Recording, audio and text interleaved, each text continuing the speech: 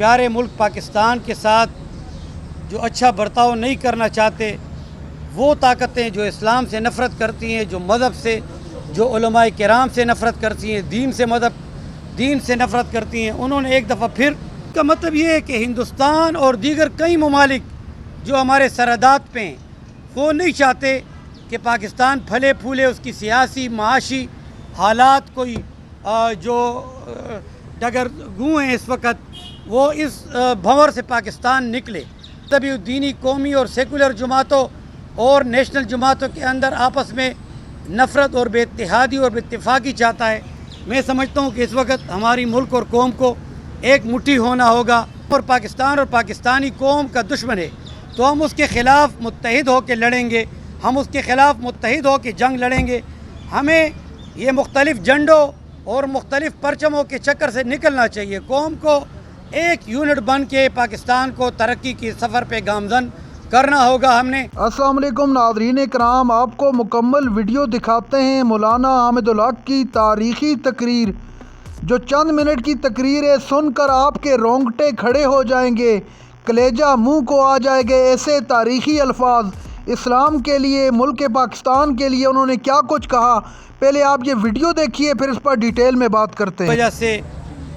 اور ہمارے ملک، پیارے ملک پاکستان کے ساتھ جو اچھا برتاؤ نہیں کرنا چاہتے،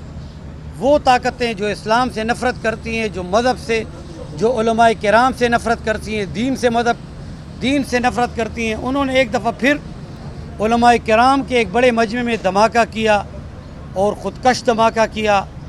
کئی درجن علماء کرام شہید ہوئے اور کئی درجن علماء کرام اور ہمارے علماء، طلباء، مجاہدین، حافظ القرآن بچے اور جمعیت علماء اسلام پاکستان کے ورکرز اس میں زخمی ہوئے۔ آج اسی سلسلہ میں الارج حاضر خدمت اپنی جماعت کے قائدین کے ہمراہ آیا ہوں۔ ہمارے ساتھ صوبائی ہمارے جو امیر ہیں حضرت شیخ الحدیث مولانا عبدالواحد صاحب اور مولانا حافظ راشد الحق حقانی سمی صاحب اور مولانا عبدالرفیع صاحب، مولانا سید یوسف شاہ صاحب مرکزی جنرل سیکرٹری، اور ہمارے ساتھ جمعیت علماء اسلام پاکستان کے وزیرستان کے احمد سعید صاحب اور دیگر کئی اس سانحہ کے جو زخمی ہیں، ان کے ورثاء اور خاندان کے افراد بھی یہاں موجود ہیں۔ ہم اس کی پرزور مذمت کرتے ہیں۔ یہ انتہائی نفرت انگیز اقدامات ہیں جو میں سمجھتا ہوں پاکستان اور اسلام کے خلاف یہود و حنود کی سازشوں اور ان کے منصوبہ بندی کے مطابق ہو رہے ہیں۔ یہ حملہ اس وقت ہوا جس دن اگلے دن چین کے نائب صدر پاکستان آ رہے تھے اور پاکستان کے ساتھ معاشی تجارتی منصوبوں کو وہ سائن کر رہے تھے۔ تو اس کا مطلب یہ ہے کہ ہندوستان اور دیگر کئی ممالک جو ہمارے سرحدات پہ ہیں وہ نہیں چاہتے کہ پاکستان پھلے پھولے، اس کی سیاسی معاشی حالات کوئی جو ڈگر گوں ہیں اس وقت وہ اس بھنور سے پاکستان نکلے۔ وہ مزید نفرتیں، مذہبی منافرت پھیلانا چاہتا ہے، مذہبی، دینی، قومی اور سیکولر جماعتوں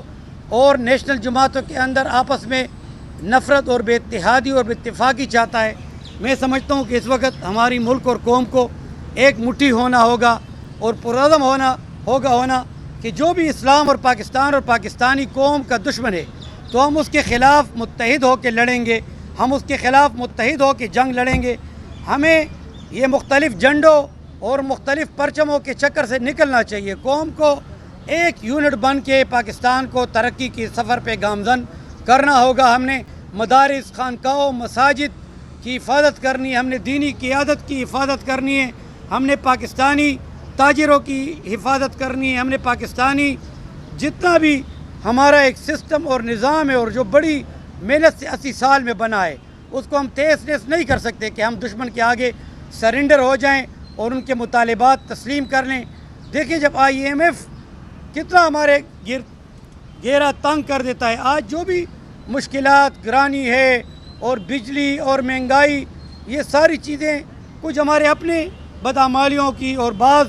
قیادت بھی غیر مخلص اور کرپٹ جو ہیں تو پاکستان اس حال پہ پہنچا ہے۔ میں سمجھتا ہوں کہ انتظامیہ کو اپنا پورا اختیارات استعمال کرنے چاہیے اور مزید عوام کی جان اور مال کو تحفظ دینا چاہیے۔ آج ہم اسی سلسلے میں آپ سے بات کرنے آئے۔ اللہ تعالیٰ ان شہداء کو جنت الفردوس میں اعلیٰ مقام عطا فرمائے،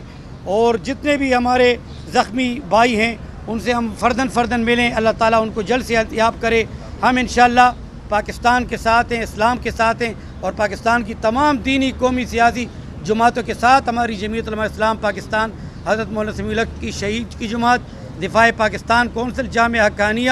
آپ کے ساتھ شانہ بشانہ کھڑی ہے۔ شکریہ جی۔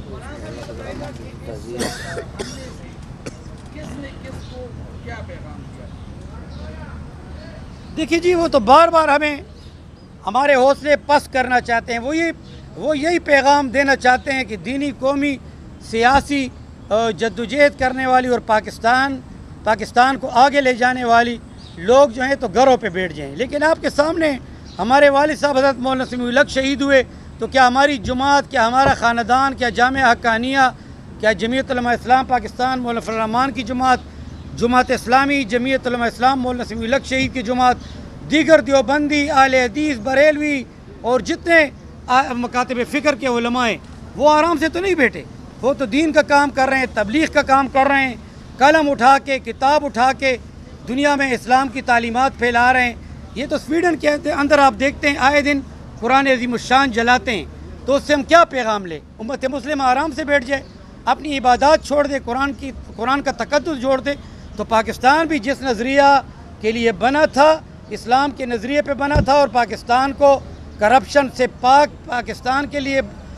ایک دن بننا ہوگا۔ اور ہمارے بڑے بڑے بزرگ کابرین حضرت شیخ الحدیث مولانا عبدالحق صاحب رحمہ اللہ علیہ، میرے دادا جان حضرت مولانا مفتی محمود صاحب رحمہ اللہ علیہ، میرے والد صاحب مولانا سمیع الحق شہید، سب اسلام کے راستے میں، اللہ کے راستے میں، جہاد کے راستے میں، پاکستان کے دفاع کے راستے میں وہ جدوجہد کرتے رہے۔ انہوں نے اپنی زندگیاں اس میں مکمل کی، تو ہم ان کے پیغامات سے دبنے والے نہیں ہیں، ہم باطل سے دبنے والے نہیں ہیں۔ یہ کاروان کارکنوں کا اور یہ پاکستانی قوم کا انشاءاللہ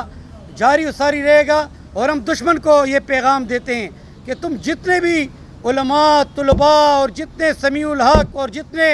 حسن جان شہید، اور جتنے مولانا عادل خان شہید، اور بڑے بڑے لوگوں کو تم شہید کرتے رہو گے، تو ہر گلی سے سمیع الحق، عادل خان اور مولانا حسن جان نکلے گا۔ ناظرین کرام، آپ نے ویڈیو دیکھی مولانا حامد الحق کی تاریخی پریس کانفرنس۔ چند منٹ کی اس ویڈیو نے پوری امت مسلمہ کی آنکھیں اور کان کھول کر رکھ دیے۔ حامد الحق شہید کا کہنا تھا کہ ملک اس وقت انتہائی نازک موڑ سے گزر رہا ہے، سب جماعتوں کو، سیاسی جماعتوں کو متحد ہونا پڑے گا اور اس کے خلاف ایک ہو کر آواز اٹھانی پڑے گی، تاکہ کوئی بھی دشمن ملک پاکستان کی طرف میلی آنکھ سے نہ دیکھ سکے۔